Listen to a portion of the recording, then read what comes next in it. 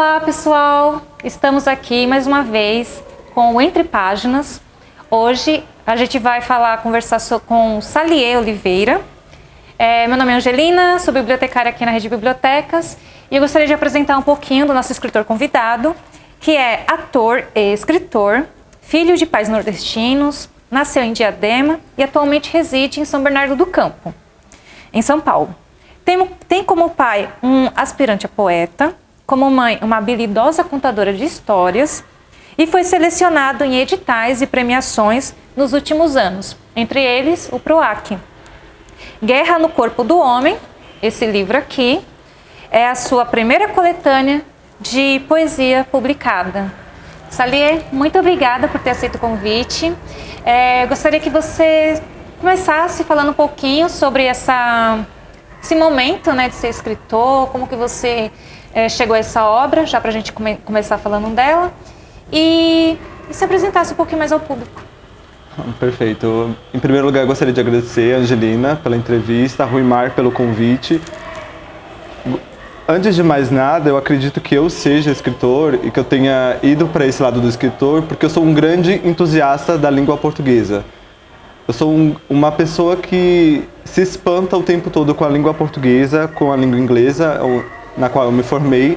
Eu acredito que a linguagem, o espanto com a linguagem é aquilo que faz o escritor. Todo escritor precisa estar um pouco espantado com essa linguagem, ou estar espantado com o que a língua pode te possibilitar. Quando eu sou a primeira pessoa da minha família a se formar no ensino médio, a se formar no ensino superior, a primeira pessoa da minha família a publicar um livro. E eu me lembro que quando eu comecei a escrever, quando eu comecei a ler, 5 anos e meio, isso foi um grande espanto para a minha família. Eu acredito que através desse espanto, de poder provocar isso com o ato de ler e o ato de escrever, foi o que me jogou para a escrita. Então eu escrevo desde pequeno, só que esses são os meus 2 primeiros livros publicados, agora com 28 anos. Guerra no Corpo do Homem é um livro de poesia. Eu chamo de livro de rompimento porque ele começa quando o relacionamento termina. Então são 53 poemas que versam sobre o que o corpo faz depois que um relacionamento termina. Esse aqui já, Grande Casa à Beira da Estrada, é um romance, então eu estrei com um romance com um livro de poesia. E o Grande Casa à Beira da Estrada, como você pode ler no último texto aqui, ele foi inspirado no pior dia da minha vida, porque além de se espantar com a linguagem, acho que o escritor também às vezes deve ultrapassar o limite da ficção e criar um pouco a partir de si. Então acho que eu sou essa pessoa espantada o tempo todo com a língua portuguesa e essa pessoa que busca burlar um pouco o que a ficção e o que a não ficção tem de restrições em si. Nossa, perfeito. Inclusive, as 2 obras foram publicadas pela editora Patuá, né? Sim. Se você puder falar um pouquinho como que foi esse processo de publicação, como que você chegou a essa editora, inclusive como foi a recepção dessa editora para publicar a sua obra, porque a gente sabe, por exemplo, que muitos escritores às vezes têm um original e querem, né, formalizar a publicação do seu livro, mas não sabe por onde começar, a quem procurar, como fazer, quais recursos mobilizar. Se você puder comentar um pouquinho sobre isso. Perfeito. Em primeiro lugar, falar sobre o que fazer com a escrita depois de pronta. Acredito que o livro passe por diversas etapas.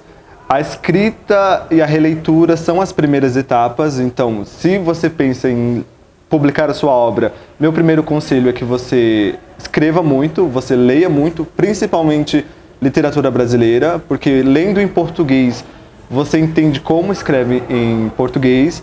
A partir do momento em que você tem a obra pronta, você pode aproveitar das diversas editoras hoje. A Patuá, por exemplo, que é essa editora aqui, eles são uma editora independente, o que significa que eles não têm patrocínio, eles mesmos se mantêm, eles mesmos se custeiam. E a editora Patuá é uma das editoras independentes e pequenas que hoje atuam na publicação de novos autores. A Patuá costuma trabalhar com novos autores, a maioria dos autores deles estão publicando pela primeira vez. Então se você leu sua obra, se você releu sua obra, se você acredita que ela esteja num momento de publicar, a minha dica é manda para as editoras pequenas. Tenho colegas editores que estão formando editoras pequenas, colegas que estão iniciando nessa fase editorial, então o meu conselho é manda para as editoras pequenas. O relacionamento com elas costuma ser mais íntimo. Dando um exemplo para você, o Guerra no Corpo do Homem, eles dois foram lançados juntos, o que é engraçado porque esse eu escrevi primeiro, o Grande Casa, o Guerra eu escrevi depois, e o Guerra no Corpo do Homem eu decidi mandar para o PROAC, que é um edital de fomento aqui de São Paulo, da Secretaria de Cultura. E eu tinha um projeto, eu não tinha um livro pronto, mas eu tinha um projeto. Eu enviei para a Patois deu uma lida no projeto e me deu dicas para que eu pudesse passar nesse edital. Inclusive, com as dicas deles, eu consegui tirar 10 na nota do PROAC e com isso publicar o livro. Então, as editoras pequenas, eles tendem a ter essa proximidade maior com o leitor. Então, minha dica é essa. Mande para as editoras pequenas. Se você é bom com redes sociais, forme um público a partir das redes sociais. Tenho amigos, por exemplo, que usam WhatsApp, que usam Instagram, ou mesmo que recitam poemas no TikTok. Então, use a tecnologia a seu favor. Se a gente não consegue escapar da tecnologia, use a tecnologia para falar sobre literatura. Muito bem. Inclusive, você estava comentando sobre a importância de ler a literatura brasileira, né, se apropriar dela, e a importância dela, da leitura também, nesse processo de formação do escritor, da escritora. Eu queria que você comentasse rapidamente como que foi a sua relação com a leitura, com a escrita, você já comentou um pouquinho, mas principalmente com o ambiente, esses espaços públicos, como é o caso da biblioteca, que a gente está aqui hoje, né, a Biblioteca Lira de Campos Barros, como que esses ambientes podem ou puderam também te auxiliar nesse processo? Perfeito. Eu tendo a dizer que a língua portuguesa destruiu todos os sonhos da minha família e, ao mesmo tempo, a língua portuguesa foi o que possibilitou que todos os meus sonhos se tornassem realidade. Então, ao mesmo tempo que eu sou formado em letras e consegui publicar um livro, consegui dar palestras, consegui algum financiamento com os meus livros, a língua portuguesa foi aquilo que não deixou que minha mãe, por exemplo, tirasse carteira de motorista, porque ela não consegue passar na prova, ela é semi-analfabeta, que eu acho que é um termo que a gente nem usa hoje em dia, mas... Enfim, e acredito que a partir desse espanto que eu comentei no começo, eu fui criando mais intimidade com a escrita, com os espaços públicos de bibliotecas. Então eu sou muito grato a essa biblioteca, às bibliotecas de Diadema, porque foram as bibliotecas que eu recorri quando eu coloquei na minha cabeça que eu queria passar na USP. Então a USP tinha livros que eu precisava ler, eu fui às bibliotecas. Quando eu entrei na Letras lá na Universidade de São Paulo, foi a biblioteca o meu grande lar durante os 4 anos que eu fiquei naquela escola. E essa relação com a biblioteca foi o que me possibilitou, por questões financeiras, por questões sociais, ter acesso a escritores que eu não teria.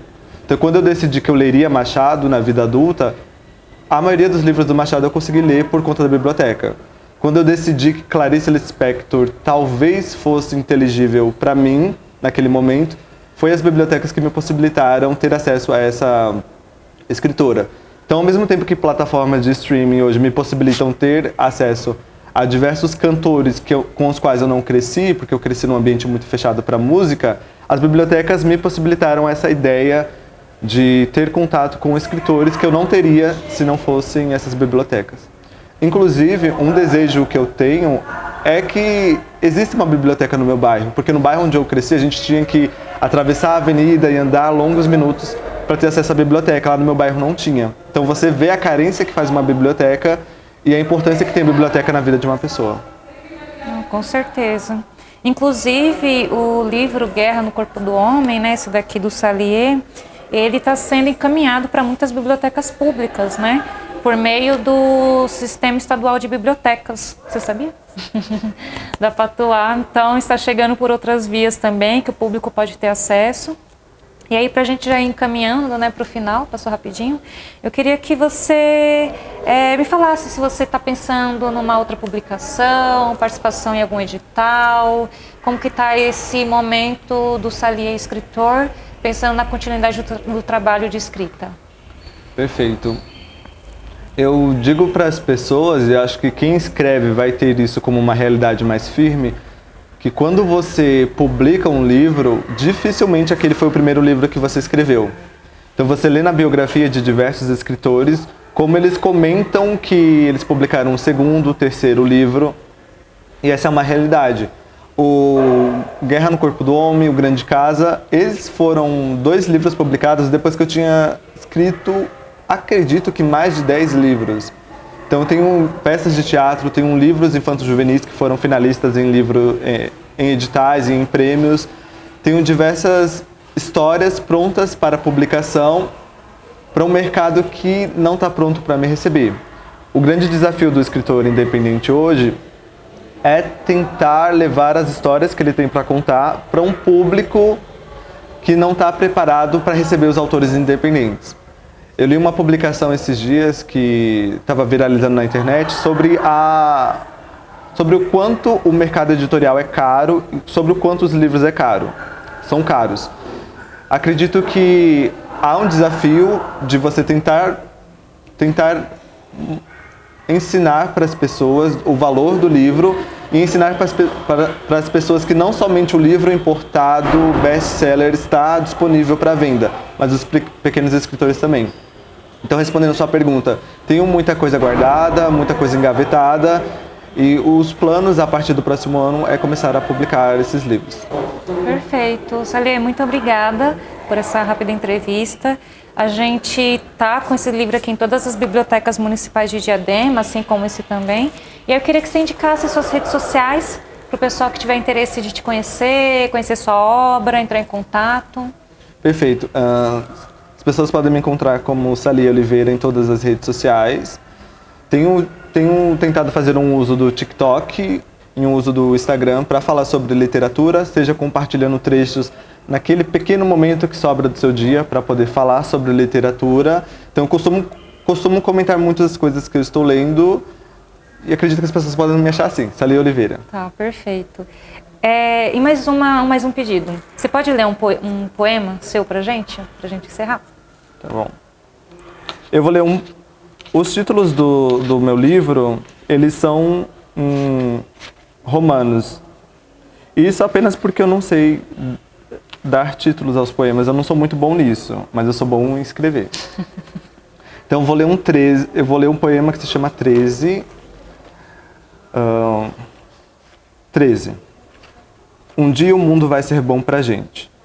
Não a gente, eu e você. A gente, todos nós. A gente que não conhecemos, a gente de longe, a gente do país todo. A gente que tá para ser gente, uma gente que tá para se juntar, tá para se descobrir gente ainda. Tá se alimentando de um mundo ainda. Um bom não pra gente ver, a gente, eu e você.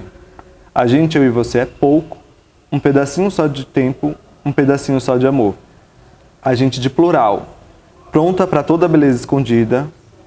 A gente, eu e você, talvez velha, há de não mais precisar do dito, mas há de saber que a gente, gentes, sempre precisa.